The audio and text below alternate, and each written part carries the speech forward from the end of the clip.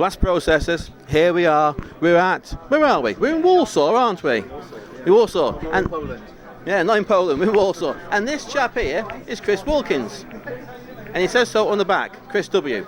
Yep. Now, you're one of the chief organisers, architects of this event. So we started this event back in 2013, Craig Turner. So I worked on 2 events in Dunstall, the racehorse in Wolverhampton, the event we used there.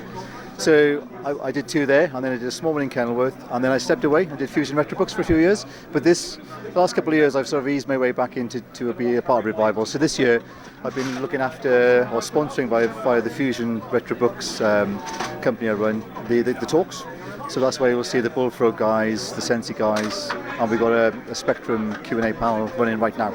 So where you are now is meant to be the gaming legends area, even though these guys don't like being called legends, they like to be called gaming veterans, but that's just implying they're old now, like all of us, we're all getting a bit older. Yes, yeah. We're all getting a bit older. We are. What's better than the alternative? Yeah, we're still here. Yes, still here. Essentially, this is sort of what your bedroom 1980 would look like if you had the money and space.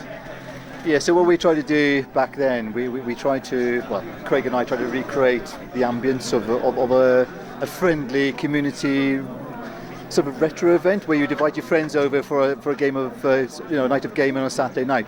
So there'd be loads of retro machines, retro games, arcade machines for everybody to play. So this is a much bigger bedroom, but that's pretty much what we were trying to do. So it's a very friendly vibe here. I'm sure you've sort of come to know and love that over the years we've done this. Yeah, all you're missing is your mum coming around with a cup of tea, and there's one for your mate with a plate of biscuits. So my son is here. My son's 13 now, and this is a part of his growing up as well. As we've been doing this since 2013, I guess my kids have been growing up with it. So the girls now are 20 and 17, and this is not really cool for them anymore. But my son is bringing his friends. It's a denial phase. Yeah, You'll go through it. They'll be back. But my wife comes and enjoys the show as much as I do. And it's just seeing all the same faces every event and meeting new people as we progress along. So. Yeah, because we do all sorts of events and we talk to people who are here because they wanted to be here. Yeah. So it's a strange reunion of people we met already and people we did expect and people we didn't expect. So I think a lot of people come not to play games. The games are here, but it's like the background art in a museum, really. They're coming here to socialise and see people. I mean, I haven't seen many of these people, including yourself, maybe over a year since the last one. It's the opportunity to bump into old friends again. Yes. And see them from different parts of the country. Many people are coming over from Europe as well, so it's the only chance we get to see them. So one big happy family. One big happy family. Welcome to your bedroom. Yeah. I wish I had a bedroom this big when I was growing up in West Wales. Jesus. It'd be great, wouldn't it? So, obviously, there's plans afoot for next year. The people who obviously can't be here this year because they're watching the video and it's now over. Yeah. So, next year, is there certainty it's going to happen? I think we're talking. I think we always wait to see what the response is like from the events we do. There's a lot of effort, a lot of work to put one of these things on, and we all think, Christ, we're glad it's over. But then, after you recover, we all want to do it all over again. Yeah. And that's what we seem to be doing year on, year out. It's a very addictive thing to do. And we love the response we get from the people who come, and every year there seems to be more and more people. And as the guests want more of this, we're more than happy to put it on. And obviously your address book's getting bigger, so you can actually get more and more, not obscure, but names that need to be recognised in public. So I guess when we're doing the books, we get a lot of names in the books. This time we bought Bullfrog.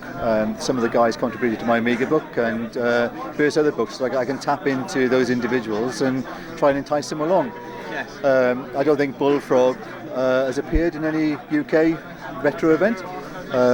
We had Stu Cambridge as well for the Sensible Talk this year. John Hare has been to a number over the years. He's been a big supporter of the events I've done in the past, and with Craig. We've had Stu the first time he's been. He did the graphics for Cannon Fodder. I mean, these are games we grew up and played with. Simon Emanuel. Yeah, well, and these guys enjoy being here, talking to the fans as much as we enjoy putting these kind of things on for them to come to. Yeah. Now, obviously, you're more than just. Well, your magazine, Fusion. Yeah. Let's plug away. We're shameless. We're absolutely shameless. Plug away. And there's also all the Kickstarters.